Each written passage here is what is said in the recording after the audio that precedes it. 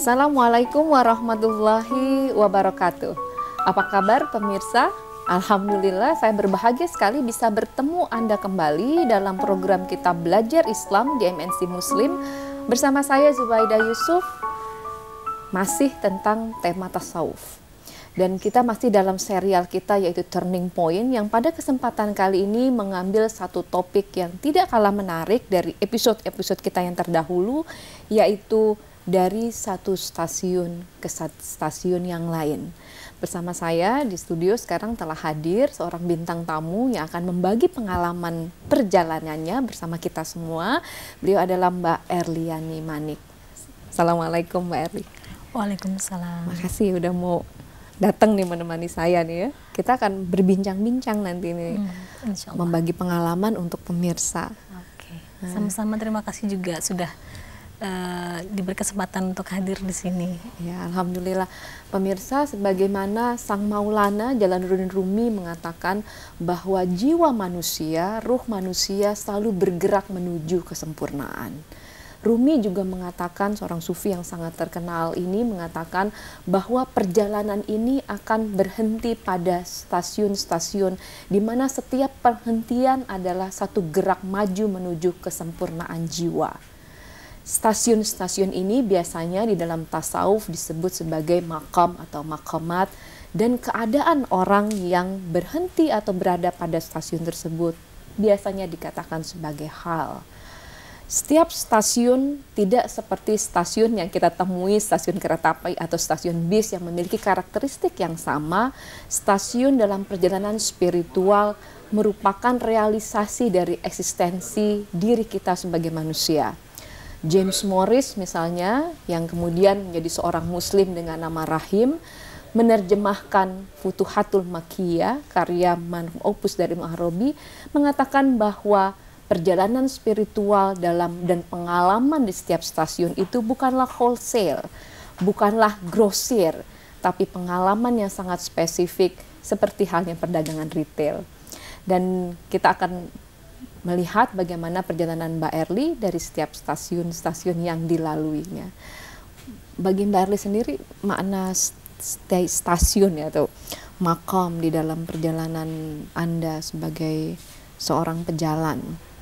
Kita biasanya suka pakai traveler atau suluk atau pesalik ya. Apapun namanya, buat saya pribadi, saya nggak pernah merasakan saya sudah sampai di stasiun A atau di makam A, karena semua itu mengalir apa adanya. Cuma ketika kita sudah melewati fase itu, kita baru merasakan seperti, oh kemarin seperti itu ya, kenapa saya tidak mestinya seperti ini? Oh kemarin rasanya seperti itu, kondisinya seperti ini dan sebagainya, sehingga saya tidak bisa mendefinisikan ketika saya berada di fase itu. Saya nggak bisa mendeskripsikan bagaimana, cuma saya melewati apa adanya, mengalir. Begitu saya sudah melewati, baru saya merasakan apakah ini yang disebut dengan, dari literatur yang saya baca, apakah ini yang disebut dengan makom atau stasiun itu. Karena yang namanya dunia tasawuf atau apa itu dunia rasa. Hanya bisa merasakan, tapi tidak bisa kita ekspresikan dengan kata-kata pun, sebanyak apapun yang kita rasakan, yang sangat tidak mungkin. Kalau kata Rumi, tidak cukup kata untuk merangkai apa yang dirasakan. Dan kadang-kadang yang diutarakan tidak sebesar apa yang kemudian dialami. Pemirsa, saya lupa untuk memperkenalkan bahwa Mbak Erliani Manik ini adalah sekarang sebagai dosen di Universitas Paramadina, dan sebelumnya bekerja di berbagai perusahaan multinasional di Indonesia. Dan Mbak Erliani juga mengambil magister pada bidang filsafat tasawuf, yang kebetulan Mbak Erliani adalah kakak kelas saya di kampus tersebut ya. Dan kami juga mewakili semua kru dan staf di MNC, kami mengucapkan bela sungkawa yang mendalam pemirsa, karena Mbak Erliani baru saja ditinggal oleh sang suami tercinta kira-kira 2 bulan yang lalu, dan menyusul juga kepulangan ibunda tercinta pada tanggal 5 Maret bulan ini. Kami mengucapkan bela sungkawa. Makasih. Dan ini kehilangan yang dalam ya. Iya. Ya karena ini masih sangat masih baru sekali, sehingga saya masih sedikit agak emosional kalau membicarakan ini. Ini juga kalau menurut saya pribadi, saya merasakan ini bagian daripada fase-fase itu. Karena setiap perjalanan para apakah saya layak disebut seorang traveler itu tadi, saya hanya merasakan setiap perjalanan yang kita lewati dalam kehidupan, kalau kita sudah mendedikasikan diri ke jalan spiritual, kita akan banyak menemui hal-hal yang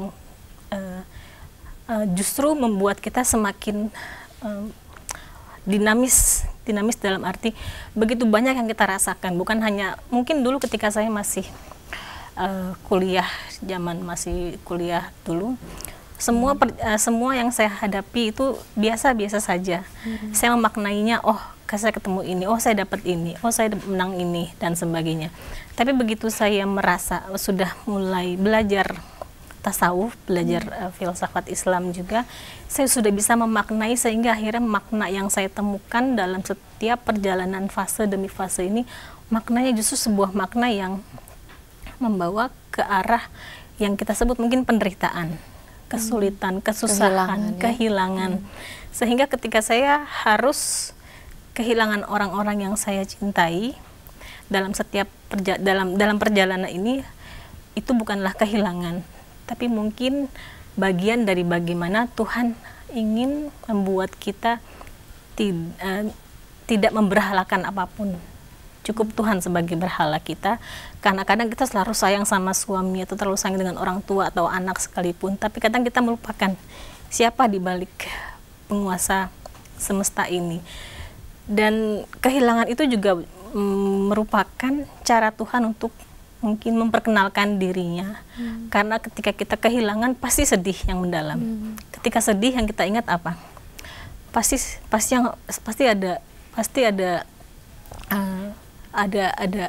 Ada yang bisa menyingkapkan kesedihan itu, yaitu adalah hadiahnya adalah kehadiran Tuhan itu sendiri. Artinya menurut Anda bahwa yang kita sebut kehilangan sebetulnya di dalam sebuah perjalanan spiritual bukanlah benar-benar kehilangan, ya?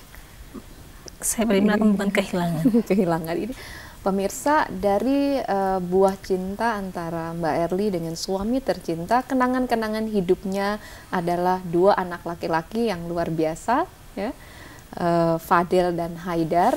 Yang menarik adalah bahwa perjalanan ketika bersama-sama dan kemudian sang suami berpulang ke rahmatullah, perjalanan ketika masih kecil sampai dewasa dan kemudian menikah dan mempunyai anak, membawa keputusan seorang Erliani menyekolahkan anaknya di sekolah Katolik. Seorang yang kemudian memakai pakaian dengan hijab dan menunjukkan identitas sebagai seorang Muslim dalam satu mazhab yang sangat memegang teguh tentang identitas keislaman, menyekolahkan anaknya di sekolah Katolik. Bagaimana kemudian keputusan ini menjadi makna yang berbeda dalam kehidupan spiritualnya? Jangan kemana-mana pemirsa, masih bersama kami dalam Belajar Islam, kita akan kembali lagi.